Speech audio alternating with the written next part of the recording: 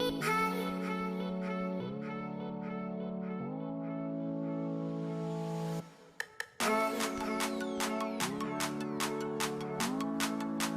friends, welcome back to my channel. In this video, you will be learning how to compare fractions. So guys, fractions compare करने के लिए I'll be writing one question. So the question will be 3/4 and 5/4. So guys, मैंने सबसे पहले start किया है like fraction से. तो आपको बता दूं कि लाइक फ्रैक्शंस क्या होते हैं. Like fractions are those fraction जिनका डिनोमिनेटर सेम होता है. Okay, so here 3/4 and 5/4 में denominator is same, right? तो जब denominator same होता है तब fractions को compare करना बहुत ही आसान होता है, क्योंकि सिर्फ आपको numerator part में देखना होता है कि numerator में बड़ा number कौन सा है. So in this question you can see that in 3/4 and in 5/4 5 is greater than 3, so definitely 5/4 वाला जो fraction होगा वो बड़ा है. तो बस आपको इतना ही करना था इस question में. तो यहाँ पे मैं लिख देती हूँ कि इस टाइप के क्वेश्चन ये आपका कैटेगरी 1 का है, क्योंकि ये लाइक डेसिमल्स है, आई मीन लाइक फ्रैक्शंस हैं ये. So these were like fractions. So when fractions are like you can simply just look at the numerator part कि कौन सा पार्ट बड़ा है. तो ऑब्वियसली जो बड़ा है वो ही बड़ा फ्रैक्शन होगा. Now when you get unit fractions. So guys, unit fractions क्या होते हैं? Unit fractions are those fraction जिसके न्यूमरेटर में 1 होता है और डिनोमिनेटर कुछ भी हो सकता है एक्सेप्ट फॉर 0. तो यहाँ पर सेकेंड कैटेगरी में हम यहाँ पे ले रहे हैं यूनिट फ्रैक्शन. तो जब यूनिट फ्रैक्शंस होते हैं तब कैसे कंपेयर करते हैं? So I will be taking 2 unit fraction. So it's like 1/5 and 1/9. So these are 2 unit fractions. As you can see, जो दोनों का जो न्यूमरेटर है उसमें 1 लिखा हुआ है, that's why they are unit fraction. So when you get unit fractions, when you have to compare unit fractions, तब आपको डिनोमिनेटर को देखना है, क्योंकि ऑब्वियसली न्यूमरेटर तो सेम है. So you will look at denominator. लेकिन अनलाइक लाइक फ्रैक्शन में मैंने आपको क्या बताया था कि जब डिनोमिनेटर दोनों बराबर होते हैं तो आपको न्यूमरेटर में जो बड़ा नंबर होता है वो ही आपका बड़ा फ्रैक्शन होता है. लेकिन this is opposite in case of unit fraction, क्योंकि यहाँ पर जब न्यूमरेटर दोनों बराबर है, as you can see 1 and 1 दोनों ही न्यूमरेटर बराबर है, तब डिनोमिनेटर में जो छोटा नंबर होता है ना वो बड़ा फ्रैक्शन होता है. तो यहाँ पर 1/5 और 1/9 में जो 5 है वो छोटा है 9 से, इसीलिए यहाँ पर 1/5 is greater than 1/9. Remember this rule that in case of unit fraction or in case of when numerator are equal, जब न्यूमरेटर बराबर होते हैं तब डिनोमिनेटर में जो छोटा नंबर होता है वो बड़ा फ्रैक्शन होता है. So I will be taking one more type of question. इसी टाइप का एक और क्वेश्चन मैं लिख रही हूँ, जैसे कि अभी तो मैंने यूनिट फ्रैक्शन लिया था और now I am taking any other number in which the numerator is same. So here I have taken 2/4 and 2/6, right? So 2/4 और 2/6 में भी आप देख सकते हो कि दोनों डिनोमिनेटर बराबर हैं.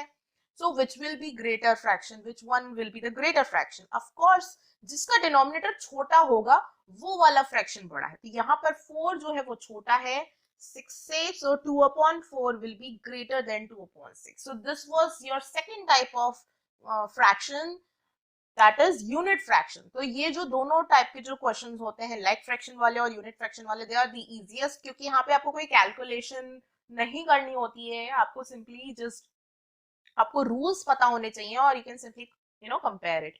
लेकिन नाउ द थर्ड कैटेगरी जो कि है अनलाइक फ्रैक्शंस की, इसमें आपको थोड़ी कैलकुलेशन करनी पड़ती है. So now I am writing one question for unlike fraction. So unlike fraction में I'm writing 3/4 and 5/6. As you can see, ना ही यहाँ पे डिनोमिनेटर सेम है और ना ही यहाँ पे न्यूमरेटर सेम है. तो जब दोनों अलग अलग हैं तो क्या करेंगे? यहाँ पर मैं क्रिस क्रॉस मेथड फॉलो करने वाली हूँ. What is this criss cross method? जिसमें हमको क्रॉस मल्टीप्लाई करना होता है. So I am writing this rule over here, cross multiply. Cross multiply. तो क्रॉस मल्टीप्लाई में हम क्या करते हैं? क्रॉस मल्टीप्लाई में हम यहाँ पर इस तरीके से मल्टीप्लाई करते हैं. यहाँ पर मैं जो दो फ्रैक्शन लिखे होंगे उसमें एक जो न्यूमरेटर है उसको दूसरे के डिनोमिनेटर से मल्टीप्लाई करना है और दूसरे के न्यूमरेटर को पहले वाले के डिनोमिनेटर से मल्टीप्लाई करना है। तो यहाँ पर in simple word you can सी कि 3 को 6 से मल्टीप्लाई करना है और 4 को 5 से मल्टीप्लाई करना है। तो यहाँ पे मैं लिख रही हूँ दैट 3 को मुझे 6 से मल्टीप्लाई करना है और 4 को मुझे 5 से मल्टीप्लाई करना है। सो यहाँ पर 3 को 6 से मल्टीप्लाई करेंगे तो क्या आएगा, 3 6 इज इक्वल्स टू 18 और 4 को 5 से करेंगे तो 20। तो नाउ यू कैन सी कि विच वन इज ग्रेटर। यहाँ पे 18 बड़ा है कि 20, of course 20 is greater, so this is greater. अब इससे क्या पता चलता है, इससे पता कैसे चलेगा कि कौन सा फ्रैक्शन बड़ा है? सिंपली 20 किस साइड पे लिखा हुआ है, 20 मैंने लिखा हुआ है इस साइड पर, 5/6 वाली साइड पे लिखा हुआ है, तो डेफिनेटली 5/6 जो है वो बड़ा फ्रैक्शन है। तो यहाँ पर फाइनल आउटपुट में 3/4 और 5/6 में से 5/6 इज ग्रेटर। तो guys you must get confuse कि मैंने क्या किया। इसके लिए मैं एक और क्वेश्चन लिख रही हूँ ताकि आपको आसानी से समझ में आ जाए। सो